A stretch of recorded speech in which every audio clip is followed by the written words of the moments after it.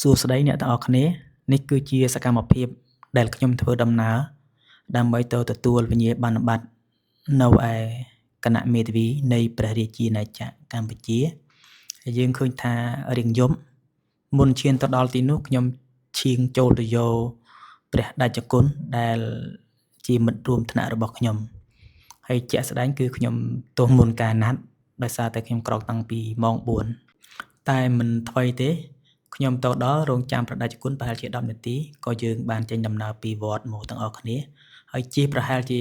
50នាទីទៅ60នាទីទើបយើងដល់ផ្លូវលបឿនលឿនហើយនៅតាមផ្លូវលបឿនលឿន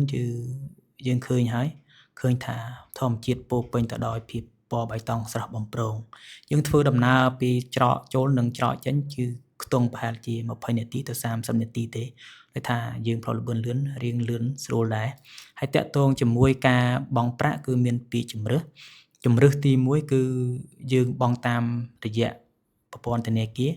និងមួយជំរើសទៀតគឺតាមរយៈសាច់ប្រាក់ផ្ទាល់សម្រាប់ខ្ញុំគឺអត់មានលុយក្នុងកុងទេមានតែលុយក្នុងកាបូបបន្តិចបន្តួចសម្រាប់ធ្វើដំណើរ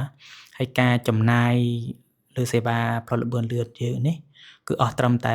15,000 រៀលទេហើយនេះយើងចេញដំណើរបន្តទៀតដើម្បីទៅដល់គណៈមេធាវីនៃព្រះរាជាណាចក្រកម្ពុជាតែដល់គណៈមេធាវីភ្លាមមានមិត្តភ័ក្តិខ្លះគាត់ស្រែស្រង់ផ្ដិតយករូបថតអនុស្សាវរីយ៍ហើយនេះគឺជាសកម្មភាពដែលខ្ញុំបានឡើងទៅទទួល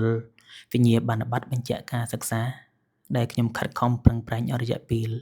កន្លងមកទោះថ្មីមិនល្អសម្រាប់អ្នកដទៃប៉ុន្តែជាសមិទ្ធផលសម្រាប់ខ្ញុំ